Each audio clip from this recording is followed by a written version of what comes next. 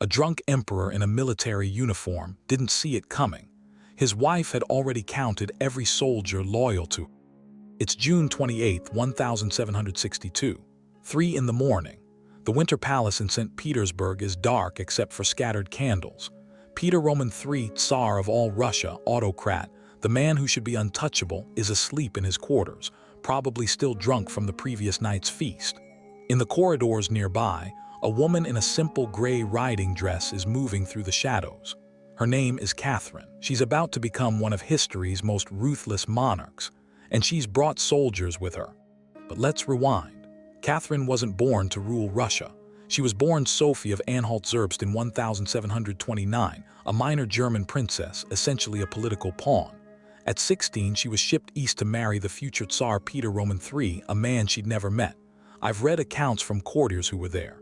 They describe a young woman stepping off a carriage into a kingdom that felt like exile. She spoke no Russian. She knew no one. Her husband, by most accounts, was a disaster waiting to happen. Peter was weak, temperamental. He had a mistress he barely tried to hide. Worse, he was obsessed with Frederick the Great of Prussia to the point of embarrassment. Within months of their marriage, Catherine realized something crucial. She would have to survive this place alone. So she did what brilliant women trapped in palaces have always done. She watched. She listened. She made allies. Over 20 years, Catherine gave Peter a son, the heir Paul, but she never gave him her loyalty. She cultivated friendships with key military officers, particularly Gregory Orlov and Alexei Orlov. She learned Russian fluently, converted to Orthodox Christianity, and made a show of loving Russia more than Peter ever could. The court began to see her not as a foreign bride, but as the real Russian here. Then Peter became Tsar. January 1762. Catherine watched her husband take the throne, drunk half the time, openly contemptuous of Russian traditions, issuing edicts that alienated the military and nobility alike. He freed nobles from mandatory state service. He talked openly about abandoning Russia's war with Prussia. The army saw this as betrayal. The nobility smelled weakness. Catherine saw opportunity. By June, Peter had managed to alienate almost every power center in Russia. The military hated him. The church distrusted him. The nobility feared his incompetence. Catherine had spent months preparing. She'd written letters to key commanders. She'd secured promises. She'd positioned her son Paul safely with tutors she trusted. Everything was in place. All she needed was the moment. On June 28, the trigger came. Peter had humiliated Catherine publicly again. He'd made crude remarks about his mistress in front of the court. Catherine, according to witnesses, smiled and said nothing. But that night, she sent word to Gregory Orlov. One word tonight. By 3 in the morning, Catherine had soldiers. Not a massive army, she didn't need one. Just enough loyal men, mostly from the Preobrazhensky regiment, men who'd been waiting for someone to give them permission to act. They moved through St. Petersburg quietly. There was no shouting, no chaos, just the sound of boots on stone and the clink of weapons. When they reached the palace, Catherine went directly to the barracks where the Izmailovsky regiment was stationed.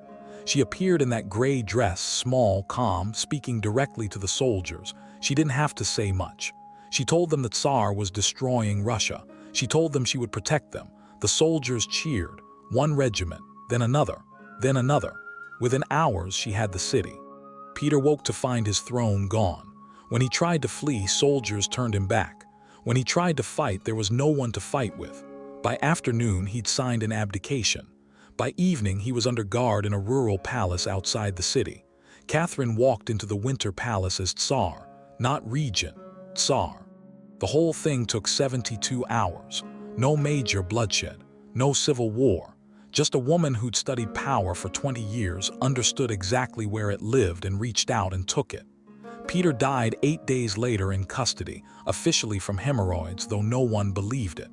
Catherine never publicly ordered his death. She didn't have to.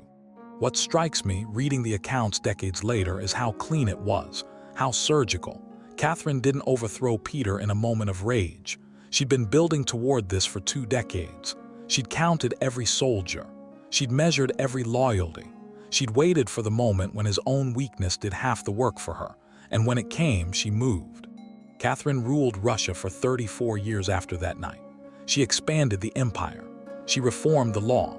She became one of the most effective monarchs in Russian history. Peter III is barely a footnote. But for those 72 hours in June 1762, the entire future of Russia hung on the decisions of a woman in a gray dress, moving through dark corridors, counting her soldiers. Subscribe. Each week we uncover the untold stories behind royal coups, forbidden affairs, and the brutal calculations that shaped European history. Subscribe. Each week we uncover the untold stories behind royal coups, forbidden affairs, and the brutal calculations that shaped European history.